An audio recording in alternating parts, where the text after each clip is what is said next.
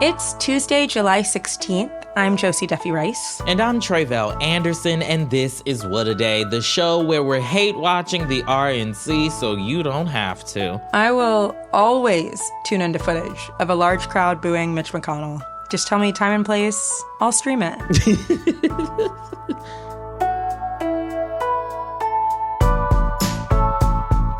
On today's show, former President Donald Trump's classified documents case is thrown out. Plus, the judge in rapper Young Thug's never-ending racketeering trial is officially removed. But first, the Republican National Convention kicked off on Monday with the official nomination of Donald Trump as the party's presidential nominee. Delegates participated in the roll call tradition, announcing their support for the former president. On behalf of the 91 New York delegates to the Republican National Convention, we proudly cast all 91 votes for President Donald J. Trump. New Hampshire proudly casts all 22 votes for my good friend, the 45th and soon-to-be 47th President of the United States, Donald John Trump. Wyoming, the cowboy state, casts all of its 29 delegates for President Donald J. Trump.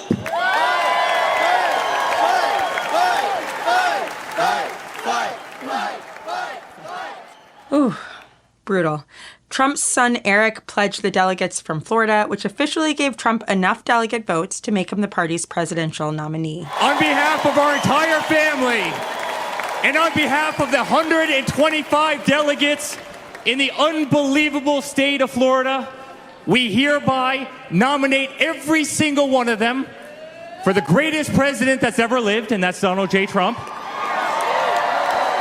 Hereby declaring him the Republican nominee for President of the United States of America.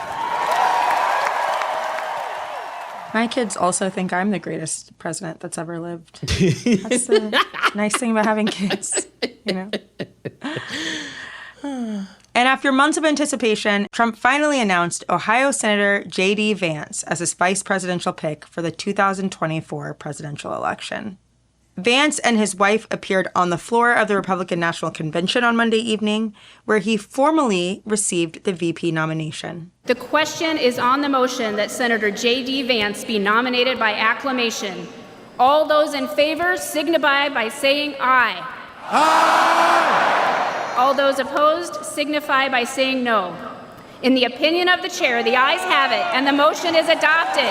Without objection, the motion to reconsider is laid upon the table. Vance, a former Trump skeptic turned loyal ally, has long been a frontrunner for the VP position. He's a Marine Corps veteran, a Yale Law grad, who was first known for his 2016 book, Hillbilly Elegy. And at 39, Vance is the first millennial on a presidential ticket.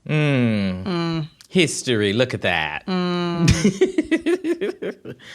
Josie, you said that J.D. Vance is a former Trump skeptic. What exactly does that mean here? So Vance was openly disdainful of Trump for years, saying publicly that Trump was a, quote, idiot and, quote, reprehensible, and privately referring to him as, quote, America's Hitler. Just the thing I want my VP pick saying about me. But in the years since, especially when he decided to run for Senate, Vance has become one of Trump's most vocal fanboys. He has also gotten more substantively conservative in that time and has expressed support for some of Trump's more extreme policy proposals. And he has even stated that had he been vice president in January of 2021, he would have refused to certify the election, unlike former VP Mike Pence. So we have a guy here who is obviously willing to do whatever Donald Trump wants. Whatever he wants. That is exactly right. So to talk more about what J.D. Vance's promotion to VP candidate means for the election, for the Republican Party, and for the country, I talked to Zack Beauchamp, a senior correspondent for Vox and the author of a new book on right-wing authoritarianism called The Reactionary Spirit, How America's Most Insidious Political Tradition Swept the World. That book comes out today. I started by asking him what Vance adds to the Republican ticket. J.D. Vance is the most intellectually in tune with the Republican, what's called the post-liberal movement, maybe, or perhaps more appropriately an authoritarian movement inside the sort of general conservative world. I mean, he's openly stated his admiration for Viktor Orban, who's the authoritarian prime minister of Hungary. He learns from Curtis Yarvin, who is a neo-monarchist blogger in Silicon Valley, where Vance has links. He's explicitly cited Yarvin as an influence on his ideas. And we could go on through the list, but Vance is, he's taken a lot of positions that are not just extreme. They're actually really on the authoritarian end of the Republican Party spectrum, right? If the Republican Party has become an authoritarian party in the Trump era, Vance is from its authoritarian wing. His political views have changed a lot since he kind of made a national name for himself as the author of Hillbilly Elegy in 2016. Back then he was calling Trump things like cultural heroin. He wrote a New York Times op-ed criticizing him. And now he's truly one of Trump's biggest, most loyal supporters in Congress. So how is his transformation emblematic of the Republican Party writ large? It's very interesting. He gets famous, right, because of the book Hillbilly Elegy, which all of us heard. It came out around the time that Trump was rising and was taken as the, This Explains Trump to Liberals book.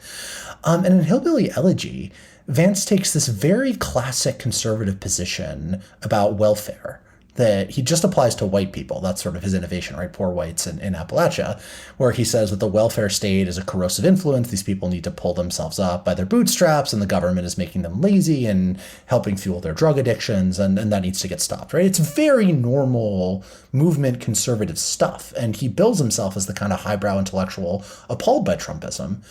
But he's abandoned every aspect of that, as has much of the Republican Party, incidentally.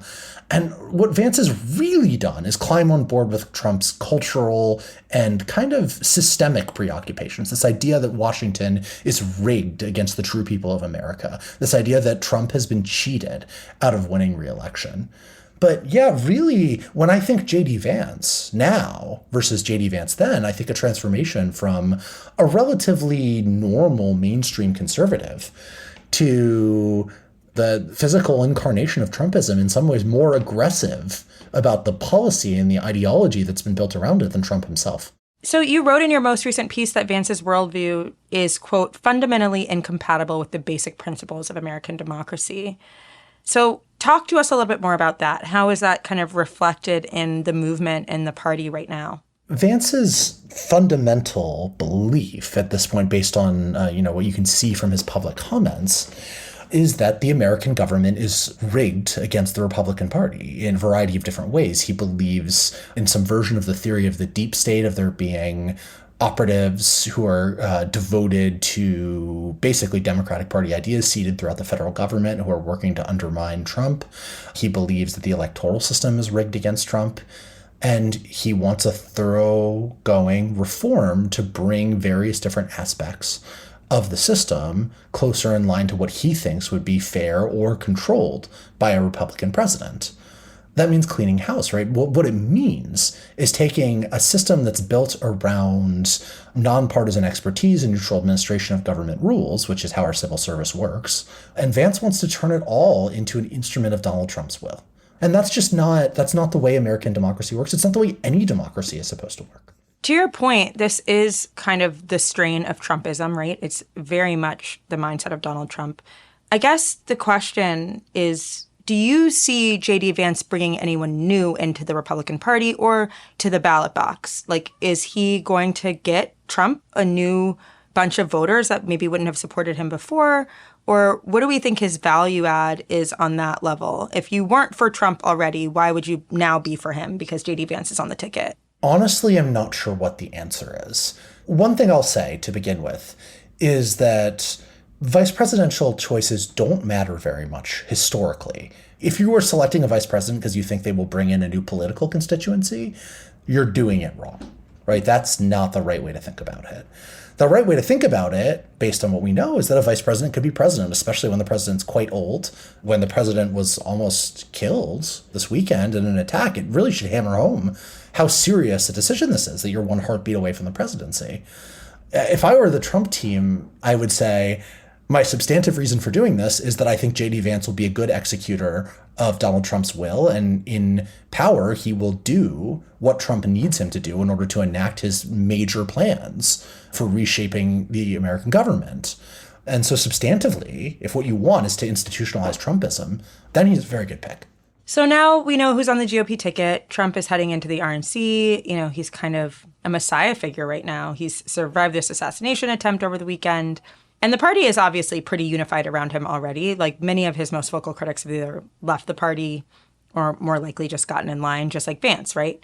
So what principles would you say bind the modern Republican Party right now? Like, what are they driving home at the RNC? What are they kind of saying to the public as their principles beyond just Trump has been wronged?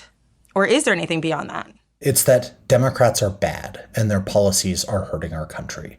The Republican Party is much less unified on where it should be going forward. There are certain policy issues where Trump has succeeded in imposing his will. They really want to curtail immigration. They really want to deport lots of people. They want to raise tariffs. I mean, some of these are anathema to the old Republican Party, but they are what the party stands for now in specific policy areas. But they don't really hang together without the overarching connective tissue of Trump's narrative of you are being screwed and I am the one who can save you from it, and specifically from them. Now, who is them or they? Right? You hear that a lot in conservative rhetoric nowadays.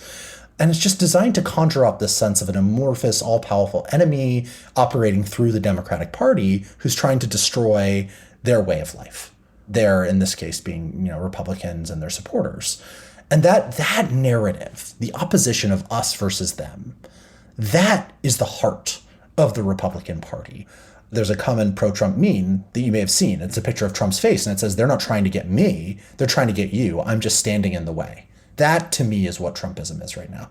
According to recent polls, this iteration of the party seems to be resonating with more Americans, or at least more Americans than the Democratic Party is currently resonating with, depending on how you see polls. But let's just say that it's at least on the table. No, it's not going well for the Democrats right now. Yeah. I think that's pretty clear. Yeah. And you have a book out today that's all about this kind of reactionary spirit in American politics that tries to undermine strides towards democracy.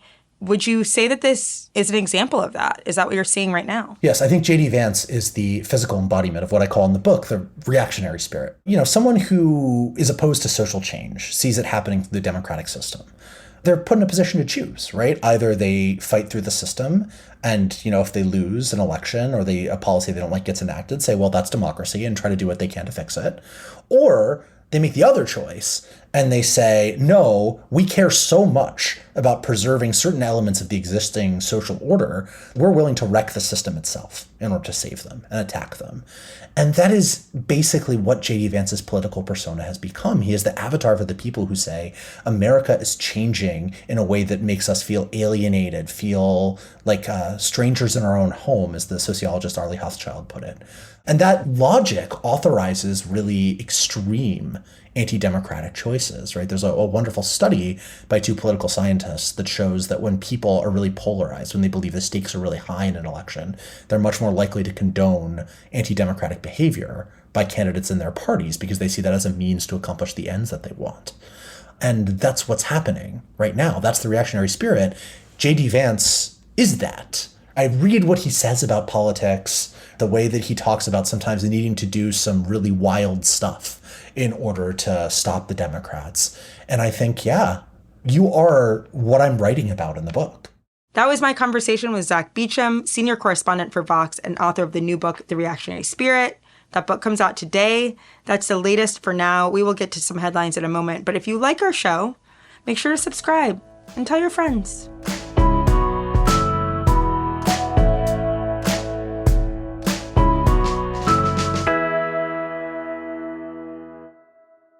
What a Day is brought to you by Factor. Warmer, sunnier days are calling, so fuel up for them with Factor's no prep, no mess meals. Factor's fresh, never frozen meals are dietitian approved and ready to eat in just 2 minutes. So no matter how busy you are, you'll always have time to enjoy nutritious, great tasting meals. Yes, one of the things that I really enjoy about Factor is they use salt and pepper. So the pre-prepared meals actually taste good. It's groundbreaking. You know, I'm not going to talk bad about the other ones, but sometimes they don't be tasting good. It's honestly so true. And salt and pepper, you would think people knew how to use it, but they normally don't. So it's kind of groundbreaking. Trust me, okay? Head to factormeals.com/whataday50 and use code whataday50 to get 50% off your first box plus 20% off your next month. That's code whataday50 at factormeals.com/whataday50 to get 50% off your first box plus 20% off your next month while your subscription is active. This show is sponsored by BetterHelp. I obviously love a little Instagram or TikTok break. Social media can have a really big impact on your mental health. It can have you envying people, make you sad, make you angry. And that is why I go to therapy. Therapy can help you focus on what you want instead of what others have. Yes, I used to use BetterHelp. It was a great opportunity to be able to start therapy before going to an in-person therapist. And listen, it helped me out a whole lot during the pandemic. Listen, y'all know we all was losing our minds. Yeah, if you're thinking of starting therapy, give BetterHelp a try. It's entirely online. It's designed to be convenient and flexible. Yes, just fill out a brief questionnaire to get matched with a licensed therapist and switch therapists anytime for no additional charge. Stop comparing and start focusing with BetterHelp. Visit betterhelp.com/WAD today to get 10% off your first month. That's BetterHelp, HELP.com/WAD. What Today is brought to you by Quince. The most difficult thing to do whenever you're getting ready for a vacation is choosing what to pack. Check out Quince, your new go-to for high-quality vacation essentials you'll be packing for future travels. All Quince items are priced 50 to 80% less than similar brands. And trust me, you need a little Quince in your closet, okay? It's honestly so true. I was recently with some friends and we were all showing off all our different Quince stuff because it's affordable, it's cute. You can get good stuff for hanging out, you can get stuff for work. I mean, it's amazing. Mm-hmm. You can pack your bags with high quality essentials with Quince. So go to quince.com/WAD for free shipping on your order and 365-day returns. That's QUINCE.com/WAD to get free shipping and 365-day returns. Quince.com/WAD. Let's get to some headlines. Headlines. Secretary of Homeland Security Alejandro Mayorkas said on Monday that his department is investigating the attempted assassination of former President Donald Trump. Mayorkas made the remarks at Monday's White House press briefing. He called Saturday's shooting a, quote, failure by the Secret Service. Take a listen. We unequivocally condemn in the strongest possible terms the violence our nation witnessed that day. Such acts are unacceptable in our country and in our democracy. Mayorkas' comments came after Biden ordered an independent review of the security at Trump's rally in Butler, Pennsylvania, where he was shot at by a lone gunman. The secretary said Trump's Secret Service detail has been, quote, enhanced since Saturday, along with President Biden's. A federal judge dismissed former President Donald Trump's classified documents case on Monday and cited the appointment of special counsel Jack Smith as her reasoning. This is the case involving the classified documents that were found at Trump's Mar-a-Lago home in 2022. Attorney General Merrick Garland appointed Smith to prosecute the case, but Judge Eileen Cannon, the judge overseeing the case, said on Monday that Smith's appointment violates a clause in the Constitution that requires the Senate to confirm appointees, and the case should be thrown out entirely. Cannon's ruling hands another huge win to Trump and his efforts to delay the pending criminal trials against him. A spokesperson for Smith said on Monday that he will appeal the decision. Did we mention that Judge Cannon was appointed to the federal bench by Trump? He really got his money's worth out of that one. President Biden sat down with NBC nightly news anchor Lester Holt for an interview that aired on Monday evening. Holt questioned Biden about the language he used to describe his opponent, former President Donald Trump, during the campaign. Trump's newly named VP, J.D. Vance, said that the Biden campaign's rhetoric, quote, led directly to President Trump's attempted assassination. You called your opponent an existential threat. On a call a week ago, you said it's time to put Trump in the bullseye. There's some dispute about the context, but I think you appreciate that I didn't say words matter. crosshairs. I was talking about focus on. Look, the truth of the matter was, what I guess I was talking about at the time was, there was very little focus on Trump's agenda. Yeah, the term is bullseye. It was a mistake to use the word. I didn't say crosshairs. I meant bullseye. I meant focus on him. Uh-oh. This interview is part of a seemingly concerted effort by the campaign to get Biden in the public eye more and demonstrate the president's acuity to Dems who doubt he can beat Donald Trump in November. Is it working? Y'all tell me.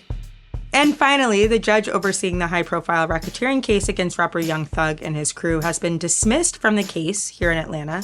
Young Thug's lawyers filed a motion to remove Judge Ural Glanville from the trial after he held a private meeting with prosecutors and a witness without the defense's knowledge. The court said he should be removed to preserve, quote, the public's confidence in the judicial system. The high-profile trial has faced multiple delays since it began in January of 2023, and jury selection alone lasted 10 months. The trial has now been assigned to another judge in Fulton County Superior Court, Judge Shakura Ingram. It is unclear if they will have to retry the case from the beginning.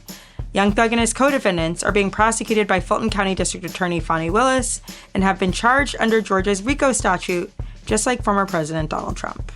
Look, this case is going to last longer than Biden, Trump's 10 years combined at this rate, so need to get it moving. Fani Willis can't, something's going on over there in the water in Atlanta, Josie. What's going on? Well, it's Atlanta. We're historically a mess. Valid point. But we're so charming. Valid point. And those are the headlines. One more thing before we go. It is such an uncertain time, but there is one thing that always makes us feel better, and that is buying stuff online. And obviously getting involved in progressive politics, too. So at the Crooked store, you can do both. Shop a new collection of progressive merch for summer and feel good knowing that a portion of the proceeds from every purchase goes to support organizations doing incredible work across the U.S. to ensure every voice can be heard. So pick up an Only You Can Prevent Gender Reveals tee for your next camping trip. Wear a Hot People Vote tee to your next canvassing shift. And grab a Let Women Run Everything hat for your next feminist global takeover picnic. Shop new merch and let your values shine all summer long at crooked.com/store.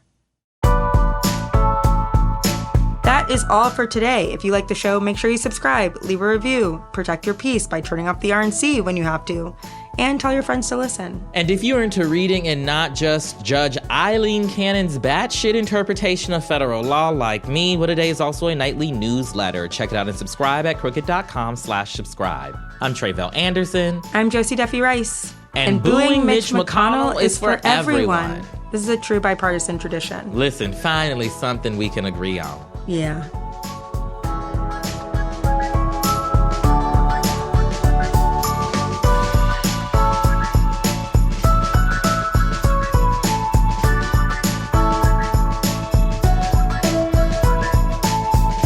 What A Day is a production of Crooked Media. It's recorded and mixed by Bill Lance. Our associate producers are Raven Yamamoto and Natalie Bettendorf. We had production help today from Michelle Alloy, Greg Walters, and Julia Clare. Our showrunner is Erica Morrison, and our executive producer is Adrian Hill. Our theme music is by Colin Gilliard and Kashaka.